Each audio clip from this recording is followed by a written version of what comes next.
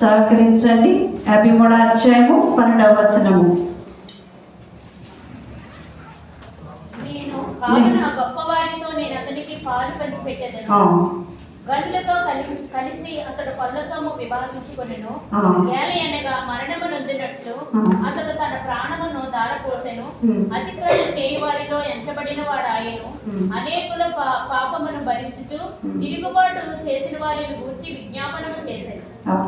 అలాగనే మరి ఇది ప్రవచనమైనట్లయితే మరి నెరవేర్పును కూడా చదువుకుందాం. లూకాసు వార్త 23వ అధ్యాయము 34వ వచనము. యేసు తండ్రి వీరేమి చేయుచున్నారో వీరు ఎరుగురు కనుక వీరిని క్షమించమని చెప్పాను. నిజమే. మరి ఇక్కడ యేసుక్రీస్తు ప్రభు గారు కల్వరిగిరిలో పలికినటువంటి మొదటి మాట ఏంటంటే, తండ్రి వీరేమి చేయుచున్నారో వీరు ఎరుగరు. మరి మొదటిగా చూసినట్లయితే తండ్రి అనగా పరలోకమందున్న మా తండ్రి అని పిలుస్తూ ఉన్నారు. రెండవదిగా చూసినట్లయితే వీరు అంటే ఎవరంటే శత్రువులు. మూడవదిగా చూసినట్లయితే ఏమి చేయించున్నారో అంటే ఏంటి? హింస కార్యములు ఏమి చేస్తున్నారో. ఈ లోకంలో కూడా అనేకమంది పాపపు పనులు చేస్తూ ఉంటాం. అందుకే దేవుడు చేతులు చాచుచు రమ్మని పిలుచుచు ఉన్నారు. మరి కన్నీటితో మన పాపములను కడుగుకొనవలసిన వారమై ఉన్నాము. కాబట్టి ప్రియ విశ్వాసులారా, మరి ఇక్కడ ఏమి చేయించున్నారు అంటే హింస కార్యములు వీరు ఏమి చేయించున్నారో అని అర్థము. మరి నాలుగవది చూసినట్లయితే ఎరుగరు అని ప్రభు మాట్లాడుచున్నారు. మరి ప్రభు ఎరుగరు అంటే జ్ఞానముకు తెలియదు కానీ ఆత్మకు తెలియను.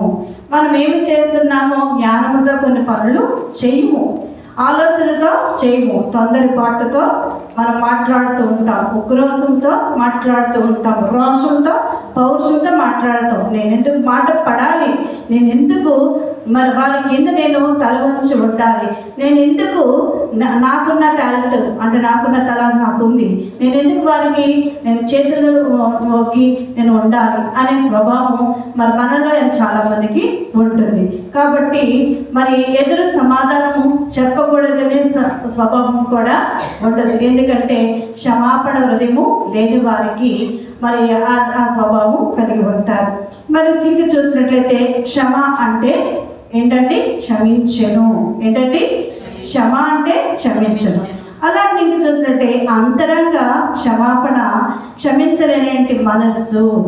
ఏంటండి పైకి క్షమాపణ క్షమించండి అని అంటాం కానీ హృదయపూర్వకంగా క్షమించమని అడుగుతామా? నిజం చెప్పండి, ఒప్పుకోండి. ఈరోజు మనము క్షమించండి అనే మాటని మనస్ఫూర్తిగా మనం అంగీకరించినట్లయితే అనుక్షణము మనము సమాధాన పడవలసిన వారమే. ఎందుకంటే ప్రభు వారు మనకి సమాధానకర్త ఉన్నారు కనుక మరి అంతరంగ క్షమాపణ మనము కలిగి ఉండాలి. మరి అలాగే అంతరంగ క్షమాపణ మనస్సు కలిగి ఉండాలి. అలాగే నిరీక్షణ అంటే తండ్రి క్షమించునని తనయునికి తెలియను. నిరీక్షణ అనేది కూడా మనం కలిగి ఉండాలి. అలాగే ప్రభు చేసినటువంటి ప్రార్థన పరలోక సింహాసనమును కదిలించినది. ఏమైందండి? పరలోక సింహాసాన్ని కదిలించింది. మన ప్రార్థన కూడా ఎలా ఉండాలి? పరలోకాన్ని కదిలించేటట్టుగా ప్రార్థన. పొడి ప్రార్థన ఎప్పుడు చేసే వాడిక ప్రార్థన కాదు కానీ హృదయాన్ని కదిలించగలిగేది, నెరవేర్పగలిగేది, మరి ప్రభువుని మెచ్చగలిగే ప్రార్థన మనము కలిగి ఉండాలి. పరలోకాన్ని కదిలించే ప్రార్థనా స్థితి మనము కలిగి ఉండాలి. అలాగనే మనకి చూసినట్లయితే మరి కుడి చేతి వైపు ఉన్నటువంటి దొంగ హృదయమును కరిగించింది. ప్రభు యొక్క మరణము ఎవరు కదిలించిందండి? కుడి చేతున్న దొంగ మన హృదయాన్ని కదిలించింది. అలాగే మన జీవితంలో కూడా మాదిరి కలిగి మన మాట వలన ఒక హృదయాన్ని కదిలింపబడాలి, మన మాట వలన ఒక ఆత్మ రక్షించబడాలి, మన సాక్ష్యము ఒక ఆత్మని రక్షించేటట్టుగా ఉండాలి. మరి అలాగనే భూలోకం చూడండి, భూలోకపు ప్రధాన యాజకుడు ఇశ్రాయేలు పాప పరిహార్థమే గొర్రెపిల్ల రక్తము అతి పరిశుద్ధ స్థలంలోనికి తీసుకుని వెళ్ళి దీవెనలతో వచ్చి ప్రజలను దీవించి దీవించిన విధముగానే మన పరలోక ప్రధాన యాజకుడైనటువంటి హింసించబడుతున్నట్టు వారిని శపించకుండా దీవించుచూ ఉన్నారు. మరి మన నోటి నుంచి వెంటనే వచ్చేది ఏంటండి? మొదటిగా శాపమే. అలాగే జరగాలి అనుకుంటాం. ఏదైనా మనకి విరుద్ధంగా మన శత్రువులు, మనకు నచ్చని వారు, మనకి ఇష్టం లేని వారికి ఏదైనా హాని జరిగింది అనుకోండి, అదిగో అలాగే జరగాలి, వాళ్ళు దేవుడు చూస్తారు కదా అనేస్తాం. కానీ అది కూడా మనము అనకూడదు. దేవా వారిని మనకి మరి ఒక మాట మరి ప్రార్థన దాదాసయ్య గారు మనకి నేర్పించేయమన్నాలి, దేవా వారిని దీవించుమని. కాబట్టి ప్రియ విశ్వాసులారా, ఈ దినము మరి శుక్రవారము అంటే మంచి శుక్రవారము. గుడ్ ఫ్రైడే అంటే ఏంటండి? మంచి శుక్రవారం. ఈ యొక్క శుక్రవారం ధ్యానకులు లేనంటే మీరు మరి ఎవరు కొండ మీద ఉన్నారు? ప్రభువారు కొండ పైన ఈ యొక్క మరి దినమున చాలా మంది ఉన్నారు. మరి సిలువ పైన ప్రభు ఆయన మరి మరి ఇరుపక్కల కూడా ఇద్దరు దొంగలు ఉన్నారు. ప్రభు ఒక్కరే ఉన్నారండి? లేదు. ఇరువైపులు ఎవరున్నారు? ఇద్దరు దొంగలు ఉన్నారు. శిష్యుడైనటువంటి యోహాన్ గారు ఉన్నారు, తల్లైన మరియా గారు ఉన్నారు. ఆమెతో ఇంకను కొందరు మరియలు, బంట్రోతులు, అల్లరి మూక, అలాగనే పెద్ద గుంపు ఉన్నారు. వీరందరిలో కూడా మనము చూడవలసిన వ్యక్తి ఒక్కరే, మన ప్రభువైన యేసుక్రీస్తే ఉన్నారు. కాబట్టి ప్రియ విశ్వాసులారా, ఈ దినము మనం నేర్చుకోవాల్సింది క్షమ హృదయమే ఉన్నది. కాబట్టి అందుకే ఆయన మరి దేవుడు కానీ దేవుడైందని ఎడల మరి చావు దెబ్బలు కొట్టేవారిని మరి ఏం చేస్తారండి? ప్రభువారు క్షమించారు. అలాగనే ఇంకా చూసినట్లయితే మరి వీరందరిలో కూడా చూడవలసిన వ్యక్తి ఒక్కరే ఉన్నారు, ప్రభువైన యేసుక్రీస్తు. అంతేకాకుండా మారిన దొంగ కాదు, శిష్యుడైన యోహాను కాదు, తల్లైన మరియా గారు కాదు, చుట్టూనున్నట్టు మోక కూడా కాదు. కరోనాలో ముఖ్యమైనటువంటి వ్యక్తి సిలువలో వేలాడుచున్న క్రీస్తు ప్రభువారు. ఎంతో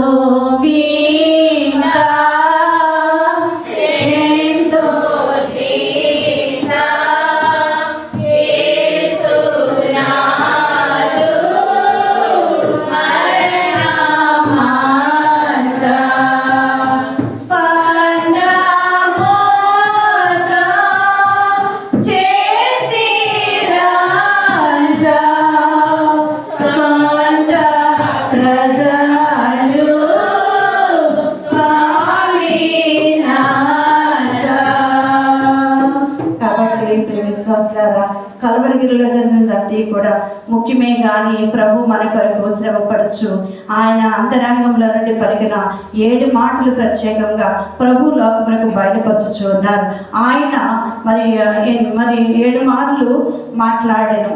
అందులో పూర్ణముగా ఆయన ప్రత్యక్షం ఆయను. మరి చూడండి, ఒక్క మాట ఎక్కువ, మరి ఇందులోని ఒక్క మాట ఎక్కువ కాదు, ఒక మాట తక్కువ కాదు. ఏమి వాటికి మరి మనము దేనికి కూడా మనము విడమర్చి అంటే మనం వ్యక్తపరచడానికి అంతులేనిట్టుగా మరి ఆయన మాటలు విలువైనగా గమనించాలి. ఏమి ఇందులో కూడా ఏది కూడా తీసివేసే మాటలు లేవు. వీటిని బహుకృతముగా నిరంతరం మనము ధ్యానించవలసిన వారు ఉన్నాం. కాబట్టి ఆ యొక్క విచారకరమైన కల్వరి గొడ్డపైన మరి కడపటి అవతరించుకున్న యేసుక్రీస్తు ప్రభువారు మొదటి 3 మాటలు కూడా పలికారు. ఏమనంటే అద్భుతకరమైన అంధకారంలో నుండి ప్రభు 4వ మాట పలికారు. అలాగనే ఆ చీకటి మరి చీకటి తొలగిన తర్వాత చివరి 3 మాటలు కూడా ప్రభు పలికారు. మొదటి మాట మరి అలాగనే మధ్యలో మాట అంటే 4వ మాట, చివరి మాట ప్రార్థనలు. ఏంటండి? ఏం చేశారండి? మొదట 3 మాటల్లో ఏం కనిపిస్తుంది? ప్రార్థన కనబడుతుంది. మొదట చివర తండ్రి అని సంబోధించారు. మొదటి నుండి చివరి వరకు కూడా ఏమైనా సంబోధనలో ఉంది? తండ్రి అని సంభాషణలోనే ముగించినట్లుగా గ్రహించగలము. మొదటి 2 మాటలు కూడా పాపని రక్షించట్లో ఆయనకు ఉన్నటువంటి ఆశను మనము గమనించగలము. 3వ మాటలో తన తల్లిని విడిచుటయు, 4వ మాటలో తాను తండ్రి వలన విడవబడుటకు, 5వ మాటలో తనను అంగీకరించి మరి దప్పిక తీర్చుకున్నట్లులోను, 6వ మాటలో తాను పొందినటువంటి జయము, చివరి మాటలో మరి తనని ముగించుకొని మరి తండ్రి కౌగిళ్ళను విశ్రాంతి పొందుట ఈ 7 మాటల్లో మనము చూడగలుగుతాం. కాబట్టి మొదటి మాట లూకా సువార్త 23:34 చదువుకున్నాం కదండి. యేసు తన తండ్రి వీరేమి చేస్తున్నారో వీరు ఎరుగరు కనుక వీరిని క్షమించుము. యేసుక్రీస్తు ప్రభు గారు ఈ మాటను తనకు కఠినమైన బాధను మరి మీకు ఆయన మృదువైనటువంటి మరి చేతులకి కొట్టుబడుతున్నప్పుడు పలికినటువంటి మొదటి మాట, వీరేమి చేయించున్నారో తండ్రి వీరేమి చేయించున్నారో వీరెరుగరు వీరిని క్షమించుము. కాబట్టి అట్టి సమయంలో కూడా ఆయన మొదటి తలంపు తన శత్రువులను ఎరుగుకయ్యే చేయించున్నారనేది మనం గమనించాలి. తను చంపుచున్న వారికి ఏమీ తెలియనో అది ఆయన తలంచుటలేదు, కానీ ఆయన అప్పగించినటువంటి యోధాకు ఆయన నిరపరాధనని తెలియను, తానే మరి ద్రోహుని కూడా తెలియను. ప్రధాన యాజకులకు కూడా ఆయన అసూయ చేత ఈ హత్య మరి చేయించరని ఎరుగుదురు. పిలాతునకు కూడా ఆయనతో మరి ఆయనలో ఉన్నటువంటి ఏ నేరము లేదని పిలాతు ఏం చెప్పారండి? ఈయనలో ఏ నేరము లేదని ఏం చేశారండి? చేతులు కడుక్కున్నారు. మరి పిలాతు కూడా ఆయనతో ఏ నేరం లేదని తెలియను, కానీ మరి పిరికితనము వలననే ఆయన్ను సిలువకు అప్పగించాడని అతడు ఎరుగును. వారందరూ కూడా ఎరుగుదరు. అక్కడ ఉన్న వారందరికీ తెలియదండి ఆయన నేరము చేశారో, గౌరవ చేశారో, లేకపోతే ఎవరిని మరి హత్య చేశారో, ఎవరిని బాధ పెట్టారో వారికి సమాజంలో ఉన్న వారందరికీ తెలుసు. కానీ భయం మనలో ఉన్నటువంటి భయము ఎంతకైనా తెగిస్తుంది. కాబట్టి మనం ఎలా ఉండాలి? మరి పౌరుషం కలిగి, రోషము కలిగి, దేవుని కొరకు పనిచేసే వారు కూడా ఎప్పుడు కూడా భయము అనేది మనలో ఉండకూడదు. కాబట్టి ప్రియ విశ్వాసులారా, మరి పిరికితనం అనేది పిరికి వారికి పరలోక రాజ్యంలో చోటు ఉందండి? చోటు లేదు. కాబట్టి మరి ఇక చూసినట్లయితే అయినప్పటికీ కూడా మరి అంత హింసలు పెడుతున్నప్పటికీ కూడా వారు ఎరిగిన వారికి తెలిసినటువంటి వారికి తెలియనిదే, అంటే తెలిసినాక సరే తెలియదని చెప్పడంలోనట ఏముంటుందండి? అజ్ఞానము. ఏముంటుందండి? అజ్ఞానముతో తెలిసినా సరే నేనెందుకు చెప్పాలి అనే స్వభావం చాలా మంది ఉంటాం. ఇప్పుడు ఏంటంటే ఎవరైనా ఏదైనా అడిగామనుకోండి, వాస్తవానికి మీకు తెలుస్తుంది, కానీ తెలిసిన మాట మళ్ళీ చెప్తే దానికి మళ్ళీ ఎంతవరకు సహకరించాలి ఏంటని చెప్పేసి మనము ఆలోచించి తెలియదంటే అది పోతుంది కదా, మనకి ఏది బాధ ఉండదు అని చెప్పేసి మొదట ఏమంటామండి? నాకు తెలియదు అంటారు. అలాగే మరి పేతురు గారు కూడా ఏం చేస్తారండి? 3 మార్లు బొంకారు. మరి నువ్వు కూడా ఆయనతో ఉన్నవారు కానీ చిన్నదని అడిగినప్పుడు ఆయన ఎవరో నాకు తెలియదని చెప్పి మరి బొంకారు. అది బొంకే స్వభావం కూడా మనలో ఉండకూడదు. ఎప్పుడైనా సూటిగా దేవుని వలె ఆయన పోలి ఆయన స్వభావం మనం కలిగి ఉండాలి. కాబట్టి వ్యతిరేకముగా పాపము ఎవరైతే బొంకుతామో, ఎవరైతే అజ్ఞానముతో దేవునికి వచ్చిన వార్తలు మనం తెలియదని చెప్తామో అది కూడా పాపమే. శరీరముతో చేస్తేనే పాపం కాదు. మరి అలాగే కొన్ని మాటలు దేవుని ఎరిగినా సరే ఎరగమని ఎవరైతే చెప్తారో మరి వారు కూడా ఏమవుతారండి? పాపము చేసిన వారితో సమానం. కాబట్టి ఆ అజ్ఞానము తెలియను. మరి అలాగే మనము ఏది చేసినా మన మనస్సాక్షి తెలుస్తుంది కదండి. మనము అజ్ఞానముగా చేస్తుందంటే మనం తప్పు ఒప్పులు ఎక్కడ తెలుస్తుంది? మనకంటూ కనబడని ఒక మనస్సాక్షి అంతరంగంలో మరోవాడు ఉంటారు అంటే మనస్సాక్షి. ఆ మనస్సాక్షి జ్ఞానంతో చేస్తామా, అజ్ఞానంతో చేస్తామని తెలుస్తుంది. వారు చేసేది కూడా నేరము దాటి మరి తన యొక్క పైకి రానున్న కఠిన హింస దాటి, అవమానకరమైన మరణము దాటి, తాను చేయబోతున్నట్టు లోకం యొక్క విమోచన ఆయన ఎరిగిన వారే అన్నారు. ఇది వారు కూడా అక్కడ ఉన్న వారందరూ కూడా ఎరిగిన వారే అన్నారు. ఆయన మళ్ళీ నీకు చూసినట్లయితే ఆయన చేసిన ప్రార్థన దేవుడి సింహాసమునే ముట్టడి చేసి మరి తాను జయము పొందునని మరి విషయం అంతా కూడా తెలియజేస్తూ ఉన్నారు. కాబట్టి ఆయన ప్రభువారు చేసిన ప్రార్థన పరలోక సింహాసనాన్ని కదిలించింది. దానివల్ల ఏమొస్తుందంటే జయము కలిగి ఉందని చెప్పి ప్రభువారికి తెలుసు కదా, మరణమును జయిస్తామని తెలుసు. కాబట్టి ప్రభువారి యొక్క రక్తము పాప పరిహారం కొరకు చిందించబడిననియు, అలాగే లోక విమోచన కొరకు తాను అప్పగించబడిననియు, సిలువు పైన తాను పైకెత్తబడి అందరి మరి తన తట్టు ఆకర్షించుకుంటుందని ప్రభువారు ఎరిగినై ఉన్నారు. కనుక ప్రభు తను ఏమి జరగనని ఉన్నదో పూర్తిగా ఎరిగిన వాడే సంపూర్ణ జ్ఞానముతో నెమ్మది గల మరణము పొందారు. అలాగనే తను చంపువారి యొక్క మరి చూడండి మరి అంతలేనటువంటి నేరము ఆయన ఎరిగినై ఉన్నారు. అయితే ఆయన యొక్క పవిత్రమైనటువంటి విమోచన రక్తము ఆ మరి క్రూరుల మీద వారి బిడ్డల పైన నుండి కూడా ఆయన ఎరుగుదురు. ఆయనతో మరి వెలిగే కానీ చీకటి ఉండదు. ప్రభువుతో మనం ఎప్పుడు ఉన్నప్పుడు కూడా చీకటి ఉంటుందా, వెలుగు వస్తుందండి?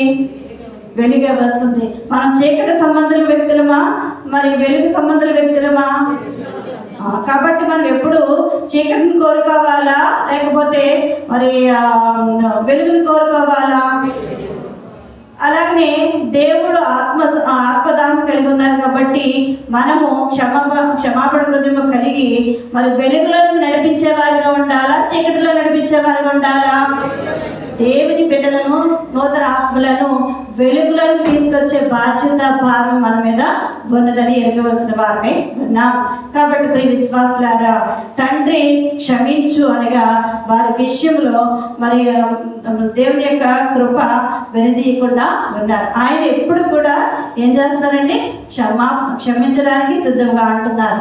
మరి నీవు మనము కూడా మరి క్షమాపణ హృదయం కలిగి నిత్యము క్షమాపణ మరియు వాస్తవాన్ని చూసినట్లయితే మరి కుటుంబపరముగా కుటుంబ వ్యవస్థలో భార్యాభర్తల మధ్య చాలా మరి గొడవలు వస్తూ ఉంటాయి. అలాగనే కొట్టే పరిస్థితులు కూడా ఉంటాయి.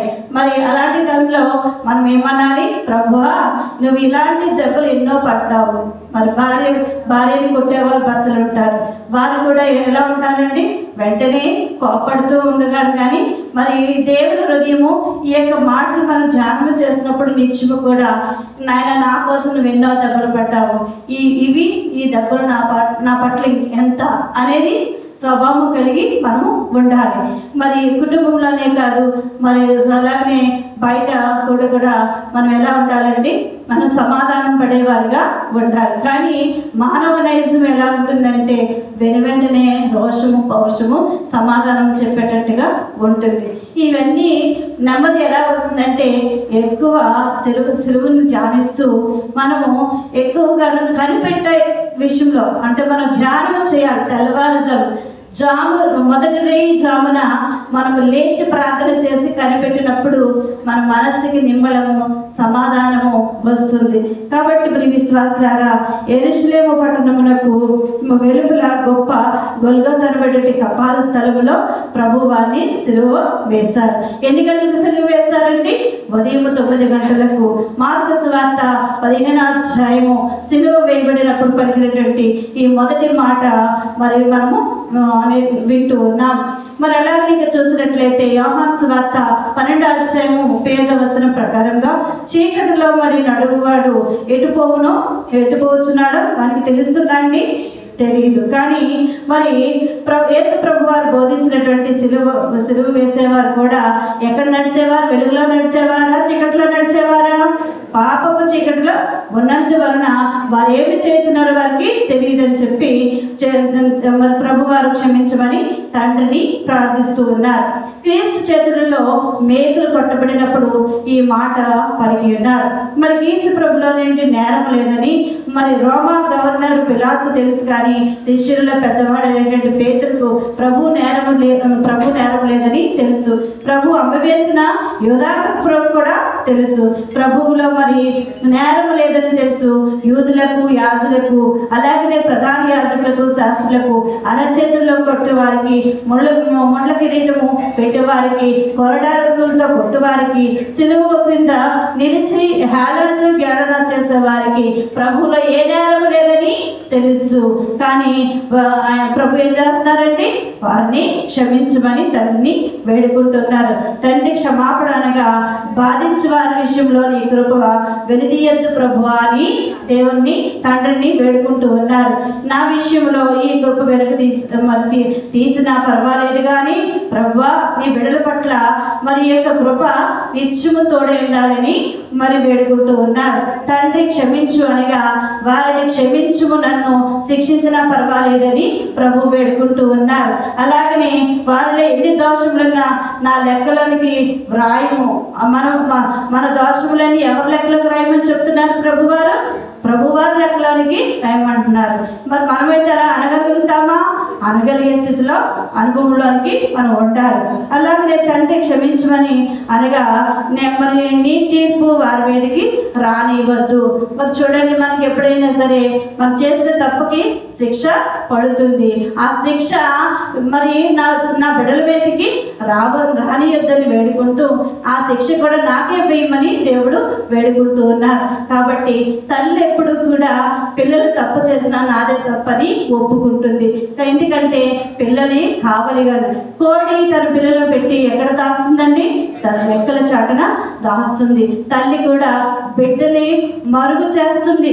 మరి బిడ్డల కోసము ప్రయాసపడుతుంది, బిడ్డల కోసము శ్రమ పడుతుంది. అలాగే ప్రభు కూడా తన బిడ్డలని ఆత్మతాన్ని నీవు నా సొత్తు, నీవు నా సొత్తు అన్నారు, నా రక్తంలో సంపాదించుకున్నాను అన్నారు. కాబట్టి ఆయన రెక్కల చాటు నిత్యమైన మనలను కాస్తుంటారు. ఇశ్రాయేలు ప్రజలు కాచువాడు కొనుకడు, నిద్రపోడు. ఆయన మనమైతే నిద్రపోతామేమో, ఇచ్చిన మాటను తప్పిపోతామేమో.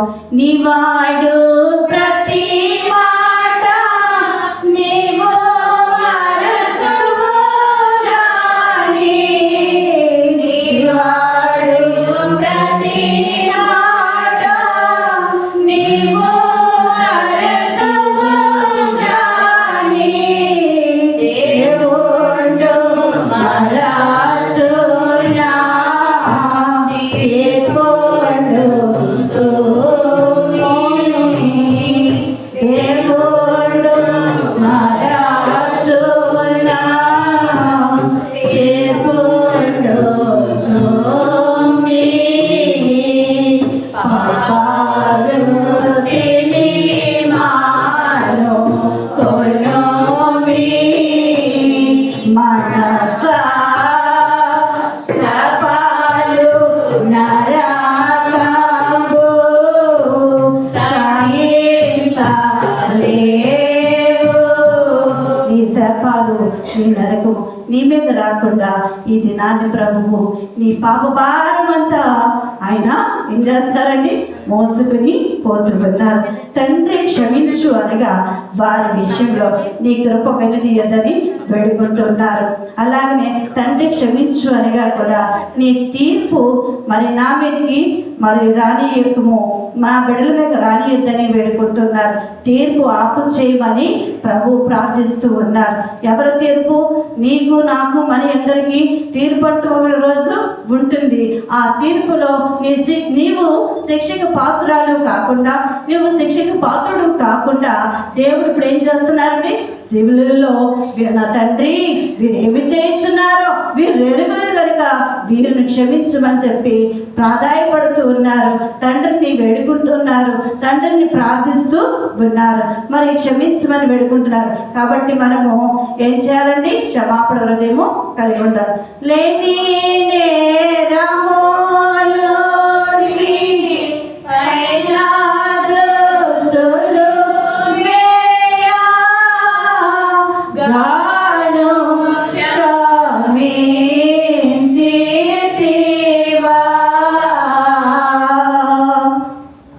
లేని నేరములు ఆ నేరము కూడా ఏమైందండి? దాదాసాయి గారు రాసిన పాటలో లేని నేరములు కూడా ఆయన మోసుకుని వెళ్ళిపోవచ్చు. నీ కోసము, నా కోసం, మనందరి కోసము, మన బిడ్డల కొరకు ఆయన మరి బలి అవచ్చు ఉన్నారు. గొర్రె పిల్ల వలె, బొచ్చు కత్తిరించి గొర్రె పిల్ల వలె నిలబడి ఉన్నారు. కొట్టిన వారిని కొట్టలేదు, తిట్టిన వారిని తిట్టలేదు. ఆయన రక్తము ఎలా కారుతుంది? ప్రవాహం వలె కారుతుంది. ఆ రక్తము కూడా ఏం చేస్తుందండి? ఆయన కొరకు ఒక రక్తపు బొట్టు కూడా దాచుకోలేదు. మరి ఆయనకి స్వార్థం ఉందా? లేదు. మనం స్వార్థం లేని వారిగా ప్రభు ఏ స్వభావం అయితే కలిగి ఉన్నారో, ఏ స్థితి కలిగి అయితే ఉన్నారో ఈ దినం క్షమించమని అడిగిన ప్రభువుని వేడుకుంటున్నారు. అలాగే మన పట్ల, మన కుటుంబం పట్ల, మన ఆత్మీయ బిడ్డల పట్ల, దేవుని సంపాదించుకున్నటువంటి సంఘం కొరకు మనం ఆశ కలిగే, రామం కలిగిన వారిగా వారి కొరకు నిత్యము కూడా మరి మనం ప్రార్థన చేయవలసిన వారమే ఉన్నాం. కాబట్టి క్షమించమని దేవుడు ఎలాగైతే అడుగుతున్నారో మనము కూడా క్షమించబడిన వారిగా మనము స్తుతించవలసిన వారమే ఉన్నాం.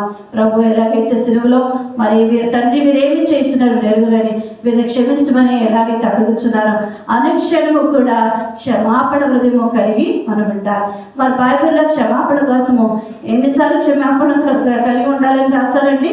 77 సార్లు. మరి మన జీవిత కాలంలో ఎన్నిసార్లు ఎంతమందిని మరి 77 సార్లు క్షమించామంటారా? మనము పరిశీలన చేసుకోవాల్సిన. కాబట్టి దేవుడు క్షమాపణ హృదయం కలిగి ఉన్నారు. కాబట్టి మనమందరం కూడా కలిగి ఉండగలిగే ధన్యత, అటు అనుభవానికి దేవదేవుడు మనందరినీ నడిపించును గాక. ప్రార్థన. మహిమోన్నతుడా, మహిమాస్వరూపిణి నమస్కార స్తోత్రాలు చెల్లిస్తున్నాం. దేవాలయంలో మొదటి మాట ధ్యానం చేసుకోవడానికి మీరు ఇచ్చినట్టు ఆయన యొక్క గొప్ప తరుణాన్ని బట్టి, ధన్యతను బట్టి ఉన్నారు. విన్న వాక్యం ప్రతి ఒక్కరు హృదయంలో భద్రపరుచుకొని దేవా నాతని ఆయన నా ప్రభు నీతో నాతని సమానముగా అతని సమాధానం కలిగి, క్షమాపణ హృదయం కలిగి ప్రభు ఆయన క్షమాపణ మనస్సు కలిగి, దీన మనస్సు కలిగి ప్రభు నిన్ను చూపించగలిగే ధన్యత ఆయన రాకడ వచ్చేంత వరకు నమ్మకముగా ఉండడానికి సహాయం చేస్తూ పైకి పొందమని అని వాక్యమును ప్రతి హృదయంలో ఫలించడానికి సహాయం చేయండి. ఇంకలో జరిగినటువంటి నాయన 7 మాటల్లో ఇంకా మీతో మాటలు కూడా మహిమకరంగా ఆశీర్వాదంగా మీరే నడిపించుకోమని నా తండ్రి, నా ప్రభా ఈ వాక్యమును ప్రభా నా తండ్రి నూరంతలుగా ఫలింపచేసి మహిమను పొందమని సిలువనాథులేసేలాగా ప్రార్థించి పెట్టుకుంటున్నాం తండ్రి. ఆమేన్. అందరికీ తండ్రి మరి ఇటు అవకాశం ఇచ్చినటువంటి పాస్టర్ గారికి మీ అందరికీ కూడా, అలాగే మరి లైవ్లో చాలా మంది చూస్తూ ఉంటారు, వారందరికీ కూడా నా ఇంటి పన్నాతలు తెలియజేస్తున్నాను. మరి నా తండ్రి